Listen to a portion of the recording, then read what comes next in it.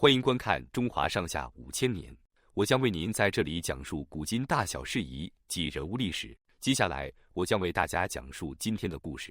他是与郭子仪和李光弼齐名却被遗忘的凌烟阁功臣。他勇冠三军，攻冠诸将，最终安史之乱在他手里结束。他满门忠烈，家族40多人，为国捐躯，女儿为国和亲。他本是忠臣，却被逼造反，成为叛臣，下场悲惨。他就是悲情英雄仆顾怀恩。在凌烟阁100多位功臣里，如果搞一个悲剧人物评选，仆顾怀恩毫无疑问排名第一。论平定安史之乱的功劳，郭子仪和李光弼排在前2名，而第3名就非仆顾怀恩莫属。《旧唐书仆顾怀恩传》记载，仆顾怀恩常为先锋，攻城拔寨，勇冠三军，摧锋陷敌，攻冠诸将。除此以外，在平定安史之外的战争中，仆顾怀恩家族中46人为国殉难，2个女儿为国和亲，称得上是满门忠烈。然而，就是这样一位功勋卓著、忠心为国的将领，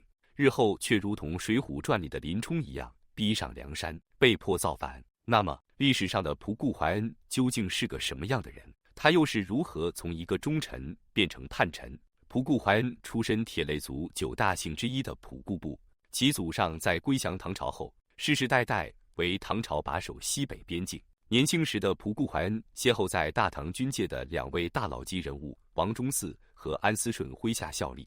仆顾怀恩凭借着出色的能力，被2位大佬视为心腹，颇为欣赏。《旧唐书仆顾怀恩传》评价他善格斗，打诸番情，有统御才为之心腹。意思是说，仆顾怀恩能打，又熟悉个少数民族风情，有统帅之才。随着安史之外的爆发，仆顾怀恩的才能也得到了充分的展现。他同郭子仪和李光弼一起站在了那个时代的舞台中心。安史之乱爆发之初，仆顾怀恩正在郭子仪麾下。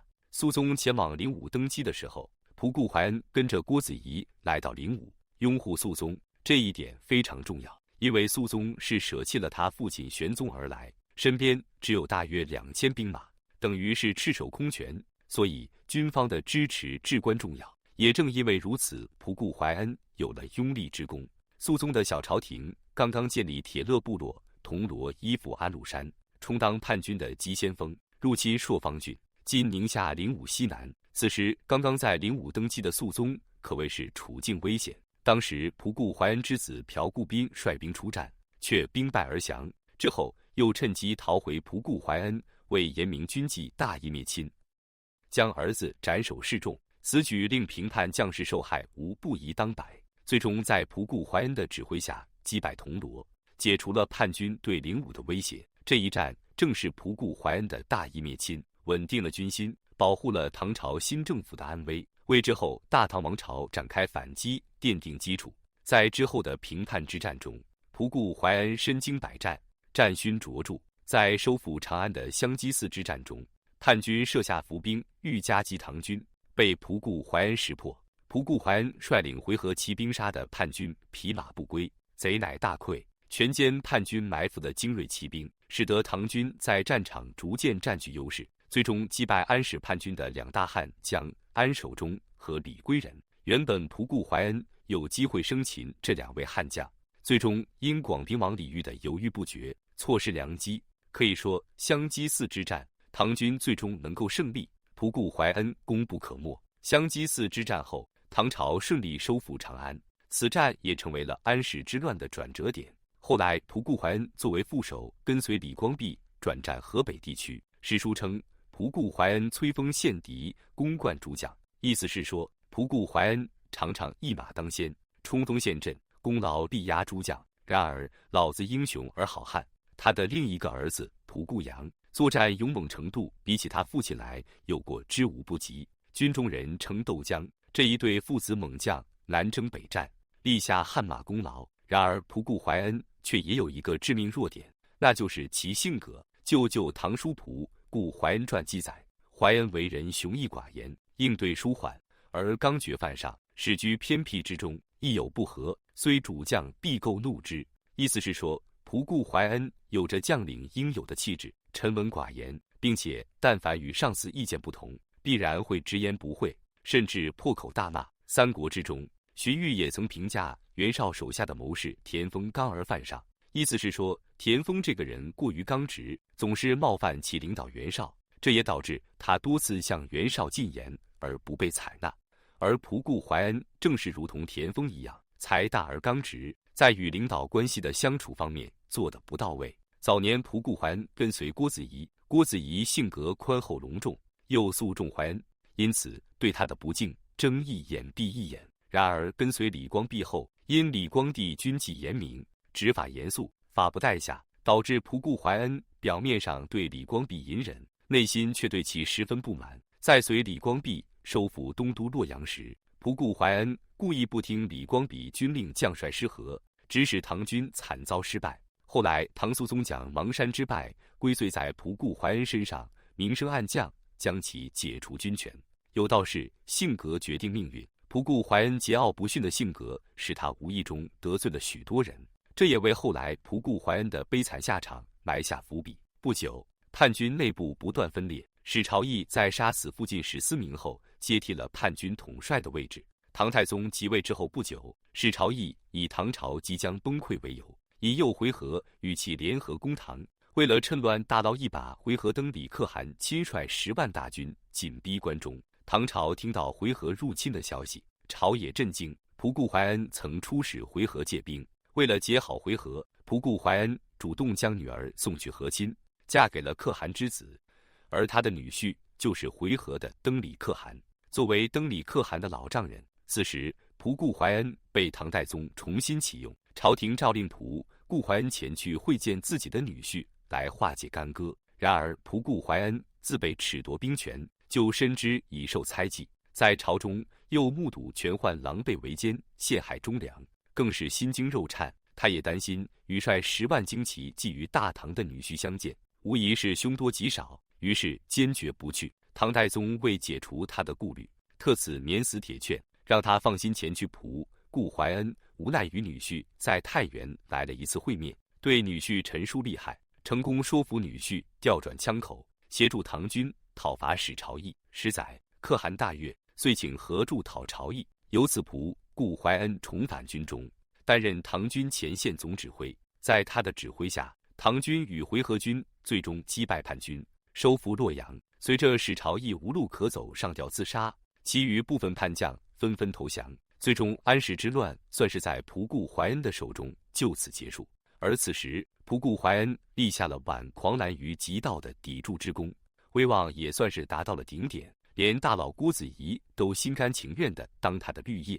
就《唐书仆固怀恩传》说，郭子仪以淮安有平定河朔之功，让位于怀恩。然而成也回纥，败也回纥，唐太宗所特赐的免死铁券反而成为了催命符。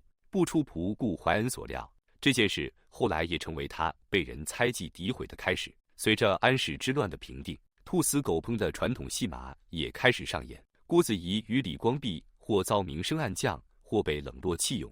兵部尚书来天惨遭权宦诬陷，被唐代宗赐死。当时河东节度使辛云京一直对回纥十分反感，所以对仆固怀恩也没好气。于是辛云敬和宦官骆凤仙联手诬陷仆固怀恩谋反，仆固怀恩也与他俩搭起笔墨官司，上书朝廷指责二人陷害忠良。面对双方的矛盾，唐太宗却不去细查，反而一味的和稀泥，这也让仆固怀恩十分寒心。而仆固怀恩也担心鸟尽弓藏，上书陈述自己过往的功劳。他以被勾践驱逐的文种与遭夫差网杀的伍子胥自比，又为被饱受猜忌的郭子仪和惨遭杀害的来天鸣冤喊屈，自认为不欺天地，不负神明。此时仆固怀恩的内心也是充满了委屈。之后唐太宗派宰相为特使前往安抚仆固怀恩，见到特使如同受屈的孩子见亲娘般抱着特使大腿嚎啕大哭，答应随其回京辩冤。此时手下给他泼了一盆冷水，你与朝廷嫌隙已成，只恐是有去无回。来天之死就是最好的警钟。万般无奈之下，仆固怀恩所幸心一横，起兵反叛。当仆固怀恩反叛的消息传入京师，朝野震动，因为仆固父子所率的朔方将士均为郭子仪旧部，于是朝廷启用郭子仪前去平叛。这招釜底抽薪之计果然立竿见影。郭子仪的旧部见到老长官，相掠而归。此时，仆固怀恩的儿子仆固阳因为战事不利，恼羞成怒，鞭打偏将，引发众怒，被部下斩其首，现绝下。仆固怀恩的母亲知道这个消息后，老太太原本就反对仆固怀恩谋反，这次生生把孙子的命搭进去了，十分恼怒。于是，老太太拿着刀满院子追仆固怀恩，嘴里喊着无畏国家，杀死贼。面对亲妈的不理解，仆固怀恩也只能狼狈逃出。后来他的母亲投降了，唐朝皇帝给予的优厚待遇被其养老送终。面对自己无端被冤，儿子战死，母亲又和自己决裂，此时仆固怀恩心里的愤懑可想而知。然而这一切都是拜皇帝所赐，他也知道自己已经踏上了一条不归路，只能一条道走到黑了。于是仆固怀恩联合回纥、吐蕃等，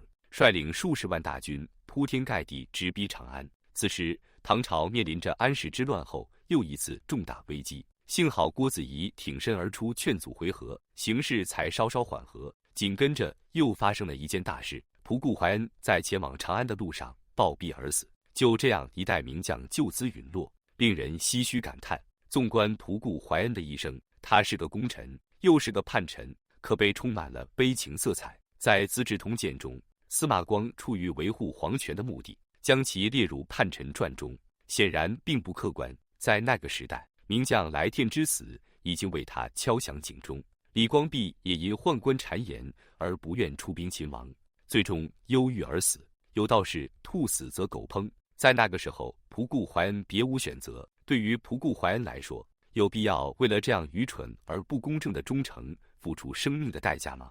仆固怀恩的答案是没必要。在皇权神授的年代，皇帝的意志必须遵从，似乎怀恩的选择有悖天理。然而，君要臣死，臣不得不死，并不是理所应当的准则。孟子曾说：“君视臣如草芥，臣视君主寇仇。”一直以来，圣人先前所推崇的君臣之道是相互成就的关系，而非后世力学家所塑造的奴才般的关系。